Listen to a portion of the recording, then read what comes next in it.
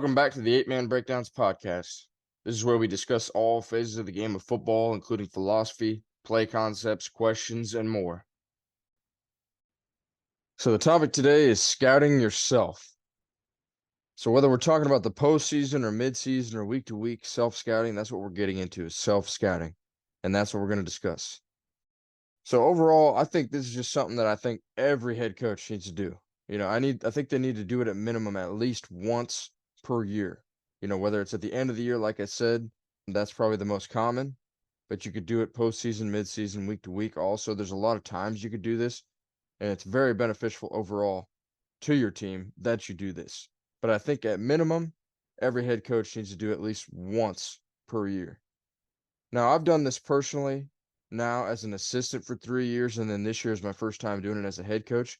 So I've done this the last 4 years, and I feel that it's been extremely beneficial to me. I think personally to me and my team, when I recognized what the self-scouting data was telling me, I think it's been extremely beneficial.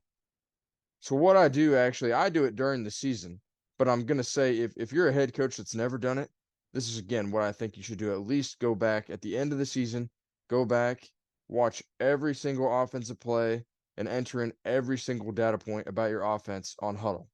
Okay, now if you're more of a defensive coach or if you have a defensive coordinator who wants to do the same thing for the defensive side of the ball, perfect, great idea.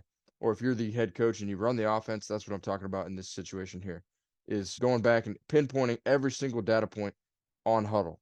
Now, if you're somebody that's lucky enough to have Huddle Assist, we are not. But if you have Huddle Assist, then obviously you don't even need to pinpoint this stuff. You just need to create a report on Huddle at that point based off the assist data that it's already given you. So what you're doing though, if you don't have assist, you're going to combine every offensive clip from every game of the season on Huddle into an individual custom playlist. Okay, then I go in and I enter each data point, and we don't have Huddle Assist, like I said, so I just put the data in all by myself. And the data points I'm looking for play type, play formation, play call, play direction, yards gained or lost, and then I create my own custom category, which I call explosiveness, which we measure as a passing play. If it's anywhere over 15 yards, we consider that to be an explosive pass play. Or if it's a run play and it's explosive, we consider anything over 7 to 8 yards in that range to be an explosive play. So basically what I do is yards gained lost, was it over 8 for a run play or was it over 15 for a pass play? If so, then in that explosive category, we put Y or N, we put yes, no. That's how we basically break down our explosive plays. And then we go back in and look at, and it's easy to translate that and see, okay, well, sort by explosive, yes, explosive plays at the very end. And then you can go see which concepts or plays were the most explosive for you. Okay. And you can do that by also just by sorting yardage gained and lost as well. But I like to see specifically within our explosiveness of gauging whether it was over 8 yards as a run play, 7 to 8 yards run play, or over 15 as a pass. I like to look at it even deeper. So again, we don't have Huddle Assist, so that's how I put all that stuff in there. And then any extra notes that I want to add in onto the Huddle playlist, I do that as well. So again, the full idea and reasoning behind this self scout is to really dive deep into what plays are working best for us, what plays are not very effective for us, and then what plays we need to be running more of or what concepts we need to throw out in the trash can, right? So it's really just again, self scouting, deciding how can we make fixes and adjustments to our own playbook and play calling going forward. So analyzing your own play calling for tendencies, consistencies, again, seeing what you need fixed the most within your own system. Again, like I said, I only really do this for my offense. I probably honestly need to be doing it for the defensive side of the ball also. But you could also, again, have an assistant do that. Or maybe even have a tech guy or just an assistant coach who loves watching film, a film guru. But now, if you have Huddle Assist, then obviously you got it made. All you got to do then is go create that report and then use the report to study the data that you have. All right, so let's say you did put all the data in.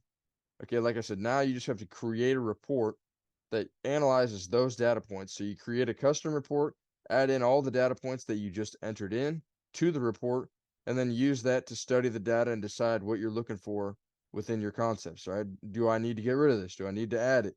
Do we need to run it more? Do we need to run it less or throw it out of the trash can, like I said earlier? So specifically for me, I found out that I'm going to add and I'm going to change a few of our run and our pass concepts going forward. And honestly, that's the whole reason behind this self scouting. decide what you need to fix the most within your system. And I truly believe that I think more coaches need to be doing this. Like I said, I think minimum once per year is the minimum that you should be doing it. I would probably prefer to do it more because not only is it a great way to revisit the entire events of all the season, everything that happened, but it's truly going to be the best way for you to fully understand and comprehend, what went right, what went wrong for us throughout the year. And obviously, it's going to help you be ahead of the curve for making changes or addressing changes before moving into the next season. So, like I've said now for the third or fourth time, I think a minimum end of season self scout should be required. But you could do it week to week. You could do it every 2 games. You could do it every 3 games. You could do it mid-season and then in the postseason. So it's definitely going to be harder to do it during the season. And even though that might be the most beneficial time for it, to do it week to week. And that's why I did it every week. And it is the toughest time to do it, because in today's age, you got 2 to 3 films of your opponent that you really need to start breaking down and putting into your scouting report right away. All right. So you got all this other stuff. And not only that, you have to find time to do things with your family and get work done around the house or whatever it is that you got going on. But self-scouting is a huge investment. It's an investment in your team, in yourself, your overall play calling, your system itself also. It's honestly going to be more beneficial to look in the mirror, find out what things you need to clean up from within. And I'm not trying to say that it's not important to understand and scout for your opponent because I would never say that. I definitely scout for my opponent. I do. But I do think that if you're fully prepared and you're confident in your own system and your team's abilities, then that's going to solve a lot of those problems and worries, leading to more wins and just more success overall than a true scouting report on your opponent is. Right? Because no matter what you got to do, you got to be prepared before you get there. And if your team isn't prepared and doesn't understand your own system, or you need to fix things and you have plays that are ineffective that are wasting time in practice, then yeah, it's good to learn what you need to do to fix your system. All right, so a question here though. So how often do I do my self-scouting? Okay, so first again, I'll say there's not necessarily a right or wrong way to do it. I just believe it's more beneficial if you do it at least once in a year, but I do it every week. So for me specifically, I'll self-scout and put in all of my offensive huddle data immediately after the film's been uploaded. First of all, it's going to help me rewatch the first time. It's going to be most fresh in my mind from the game that night. And honestly, it's pretty rare for the opposing team to have their film uploaded and ready to be exchanged with us prior to Saturday morning anyway. So might as well start breaking down the film and entering in the data of our film that Friday night. So in a way, I killed 2 birds with one stone by rewatching our film, re-scouting ourselves the night of the game. Okay. And again, the biggest thing about this is that it really helps in my preparation. It helps me learn from my mistakes and seeing and finding out what I need to do better to be better for my players going into next week. So how can self-scouting help with play calling? So again, by really studying your play calling and entering in your huddle data after each game, it's going to now help you recognize potential play calling tendencies that you might have that you might not have noticed.